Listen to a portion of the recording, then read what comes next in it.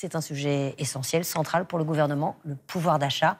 Les prix des produits alimentaires devraient continuer à augmenter cette année dans les grandes surfaces, mais faiblement. Certains industriels ont pour cela changé la recette de leurs produits. Ils ont remplacé un ingrédient par un autre, moins cher. Qu'a-t-on mis dans vos rillettes, vos biscuits ou vos surimi? Marie Justet, Alain Location.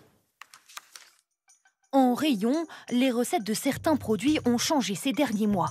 Des ingrédients ont été remplacés par un équivalent de moins bonne qualité et le prix a augmenté. Une pratique légale appelée la cheapflation, souvent inconnue pour les consommateurs. Je sais pas. Non. Chez App, flambement. C'est pas normal, c'est honteux, c'est de la triche. On a vu qu'on achète de moins en moins les produits chers, donc on ne fait pas trop attention à ce qu'il y a marqué dessus. Cette association de consommateurs a dans le viseur plusieurs marques. Ce pot de rillettes, aucune mention d'un changement de recette. Pourtant, le poulet français est devenu du poulet européen en moindre quantité et la graisse de canard est remplacée par des huiles végétales. Une adaptation à cause de difficultés d'approvisionnement selon la marque. Autre produit, ce plat surgelé. Un nouvel emballage, moins 5% de poisson, plus de chapelure et un prix qui flambe, plus 47%. Une modification pour s'adapter au goût du consommateur selon le fabricant.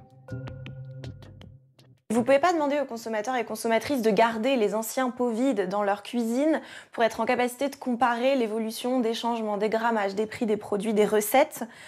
C'est remettre la responsabilité de la transparence et de l'information sur les consommateurs et consommatrices. Et ça, c'est pas normal. Ce pot de mayonnaise, lui, a vu sa quantité de jaune d'œuf baisser de 24% et son prix augmenter de 12%. Le fabricant se défend. Avec la grippe aviaire -2 sur le marché, des prix qui augmentent, pas d'autre choix que d'ajuster la recette. Ce changement n'a aucun impact significatif sur le goût, la texture, ni sur la qualité des produits. En modifiant ainsi leurs recettes, les industriels prennent des risques. Si vous commencez à toucher au goût du produit, là, le juge de paix, c'est le consommateur et il arrête d'acheter.